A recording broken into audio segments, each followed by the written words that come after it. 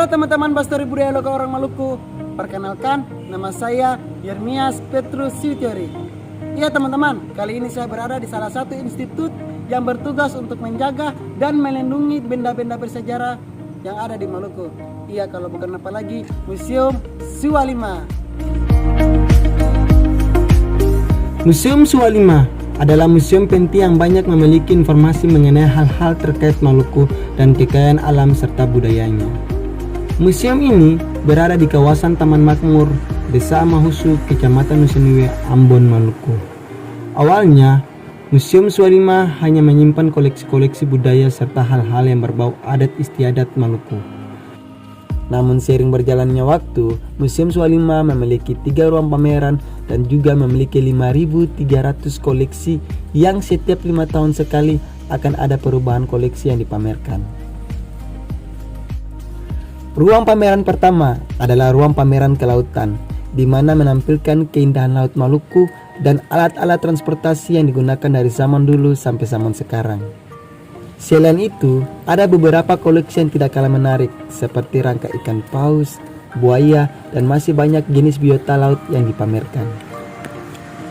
Ruang pameran kedua merupakan ruang pameran busana pengantin Nusantara, di mana Museum Sualima memamerkan busana-busana pengantin yang ada di Indonesia dan secara khusus busana pengantin Maluku.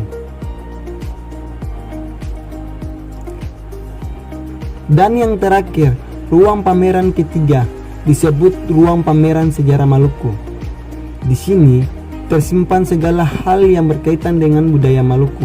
Misalnya, bangunan asli Maluku, pakaian adat, alat-alat pertanian, senjata khas, perlengkapan upacara, patung kayu, dan juga alat-alat masak.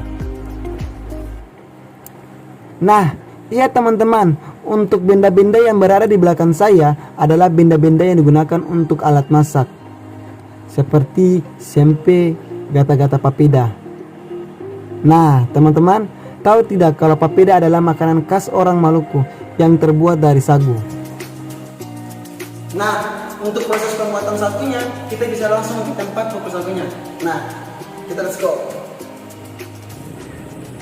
Oke teman-teman Bastori Budaya Lokal Orang Maluku, kali ini saya sudah berada di salah satu tempat proses pembuatan sagu. Untuk tempatnya sendiri teman-teman, ini berlokasi di Negeri Lahat, tepatnya di Air Manis. Dan di belakang saya teman-teman, ini adalah proses pembuatan sagu yang sudah sedikit modern. Nah, untuk pemilik tempat ini adalah Pak Japra teman-teman. Dan untuk tempat ini sudah didirikan selama 6 tahun. Bagaimana untuk keseruan saya dalam vlog video ini? Disaksikan video ini sama-sama teman-teman. Let's go. Untuk bisa digunakan sebagai bahan dasar papeda, sagu dari pohonnya harus diolah terlebih dahulu menjadi pati sagu. Dan untuk sepengetahuan teman-teman semuanya, untuk proses pembuatan sagu ini sudah tidak lagi tradisional. Ada beberapa proses pengolahannya yang sudah sedikit modern. Tanpa membuang-buang waktu, langsung saja ke proses pembuatannya. Yang pertama, pemilihan pohon layak tebang. Proses pengolahan sagu ini dimulai dengan pemilihan pohon yang layak ditebang berdasarkan ukuran dan usia. Biasanya, sagu akan mulai dipanen saat berusia 8 hingga 10 tahun dengan rata-rata tinggi 10-11 meter. Yang kedua, pembersihan dan pemotongan. Setelah ditebang, batang sagu dibersihkan dari pelepah daun maupun dari duri-durinya. Setelah itu, dipotong-potong dengan ukuran lebih kurang 1 meter. Yang ketiga, menggolek. Tual-tual sagu ini kemudian dilubangi bagian atas dan bawahnya untuk mendorong tual sagu keluar dari kebun. Yang keempat, mengupas dan memarut tual. Tual-tual sagu ini kemudian dikupas kulitnya menggunakan sebilah kapak. Dan setelah itu dipotong kembali menjadi 4 bagian sebelum dimasukkan ke dalam mesin parut.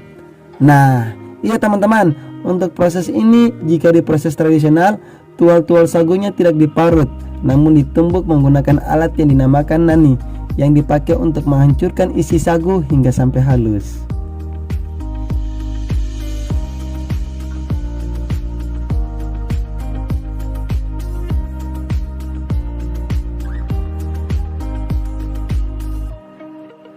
Yang kelima, pencucian sagu.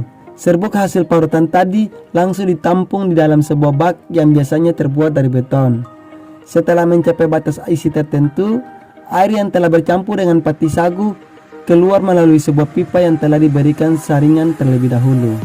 Nah, ya teman-teman, kalau proses ini jika di tradisional, serbuk hasil sagunya tidak ditampung di dalam bak, namun ditampung di dalam tempat yang namanya goti. Untuk goti sendiri adalah tempat penampung serbuk sagu yang dibuat dari pelepas sagu, yang ujungnya ditaruh kain yang berfungsi sebagai alat penyaring. Yang keenam, pembekuan. Air yang keluar dari pipa tadi sudah merupakan sagu yang cair, kemudian ditampung di dalam sebuah bak yang sering disebut dengan ube oleh masyarakat setempat.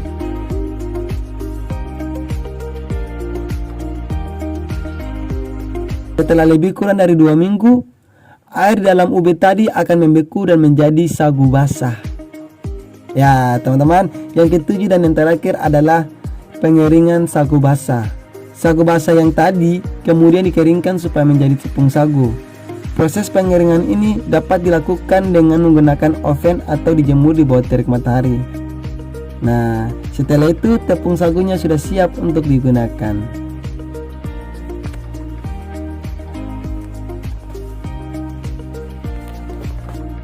Oke teman-teman Bastori semuanya, itulah sekian dari proses pembuatan sagu. Walaupun proses pembuatan sagunya sudah sedikit modern, namun ini masih masuk dalam kearifan lokal budaya orang Maluku. Dan untuk sepengetahuan teman-teman semuanya, kami masyarakat Maluku hampir sebagian besar mempunyai penghasilan yang didapatkan dari hasil penjualan sagu. Dan yang satu terakhir teman-teman, kami orang Maluku diibaratkan seperti pohon sagu. Di luar dilihat keras dan juga berduri, namun di dalam hatinya baik dan juga lembut selembut pati sagu. Sekian dari saya, Yermias Petrus Yuteri, mengucapkan terima kasih dan mohon undur diri.